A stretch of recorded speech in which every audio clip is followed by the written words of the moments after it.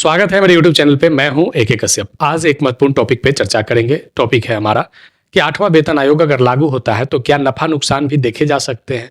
संभावनाओं तो केंद्रीय कर्मचारी और राज्य कर्मचारियों को ये दिख रहा है कि जो भी होगा वह मुनाफा यानी नफा ही होगा, नुकसान की संभावना तो न के बराबर है।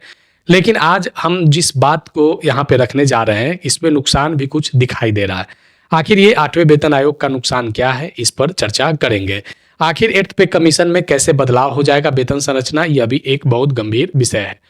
आप यहाँ अगर बात करें हम तो मुख्य रूप से भारत के आज़ादी के बाद ये 8वां वेतन आयोग का जो घोषणा केंद्रीय सरकार के द्वारा 1 फरवरी 2026 को किया गया है कि प्रभावी होगा, तो अब संभवतः ये दिखता हुआ नहीं लग रहा है कि 8वां वेतन आयोग ससमय आपको जनवरी 2026 में 8वें वेतन आयोग का बढ़ा हुआ वेतन आपके खाते में आ जाए। यह तो अब कतई लग ही नहीं रहा है कि ऐसा हो सकता है, क्योंकि अभी तो कमेटी भी गठित नहीं हुई है। कमेटी गठित होने, रिपोर्ट होने तक, उसको फाइनल वेतन खाते तक जाने में कम से कम लगभग 18 से 20 महीने की समय बहुत फास्ट भी अगर किया जाए तो लगने की संभावना रहते हैं।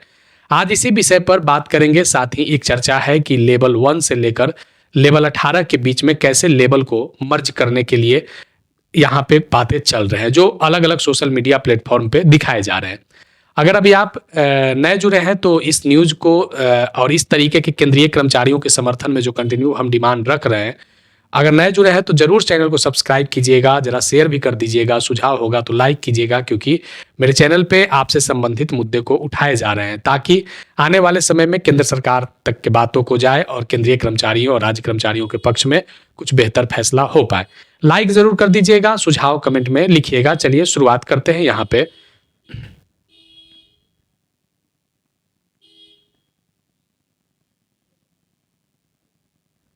चलिए शुरुआत करते हैं यहाँ पे कि जो केंद्रीय कर्मचारी सेंट्रल एम्प्लॉय हैं, सेंट्रल स्टेट एम्प्लॉय हैं, इनके लिए जो बातें चल रहे हैं गाहे बगाहे, तो इस बात को कितना बल है मिला है कि जो 7वें वेतन आयोग में 18 लेवल निर्धारित किए गए थे, क्या इसमें संभवतः लेवल को मर्ज करने की बात चल रहा है। क्या लेवल 1 को लेवल 2 के साथ मर्ज कर दिया जाएगा, क्या लेवल 3 को लेवल 4 के साथ मर्ज कर दिया जाएगा, और लेवल 5 के साथ क्या लेवल 6 को मर्ज कर दिया जाएगा। आज इस गंभीरता को समझने के लिए आपको समझना होगा भारत सरकार के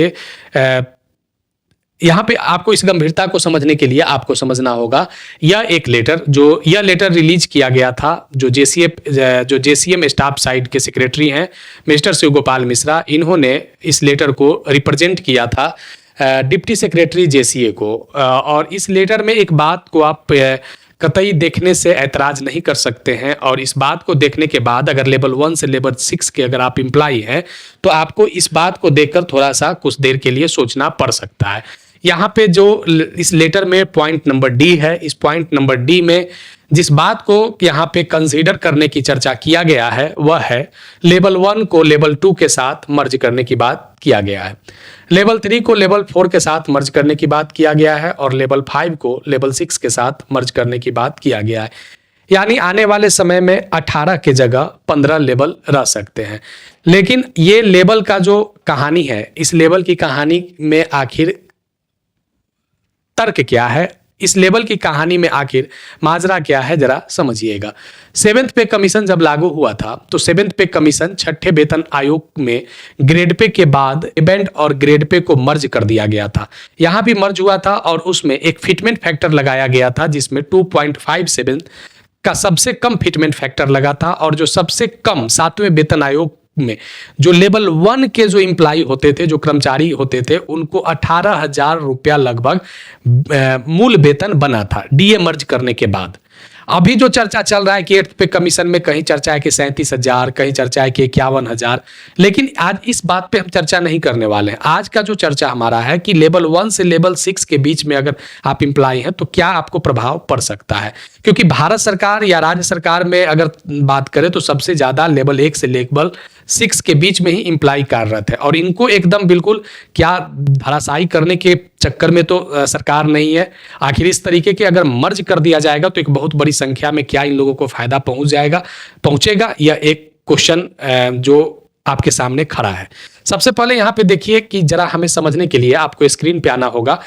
यहाँ पे जो आप पे बैंड देख रहे हैं, यहाँ पे बैंड देखिए 5200 से 20,000, 9300 से 34,800 और उसके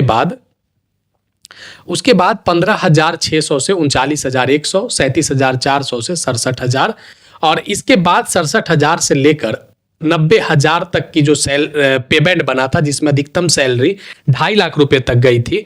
इसमें अब जो 18 लेवल आप यहाँ पे देख सकते हैं कि मैक्सिमम यहाँ पे 18 लेवल बना था।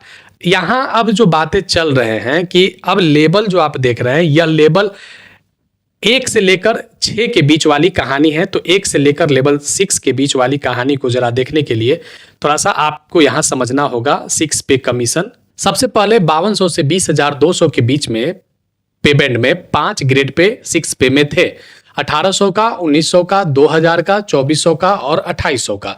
ठीक इसी तरीके से 9300 से 34,800 के बीच में यहाँ पे आप देख सकते हैं कि 4 ग्रेड पे थे, एक आपका 4200 का, 4600 का, 4800 का और 5400 का। लेकिन यहाँ अब इसको समझने के लिए हमें यहाँ आना होगा और समझना होगा कि कैसे यहाँ पे जो सबसे कम 2.57 का फिटमेंट फैक्टर लगा था, तो लेवल 1 के जो इम्प्लाई थे उनको 18,000 रुपया लगभग शुरुआत हुआ था। लेवल 2 में उसी इम्प्लाई को सेम तारीख पर 19,900 बना था।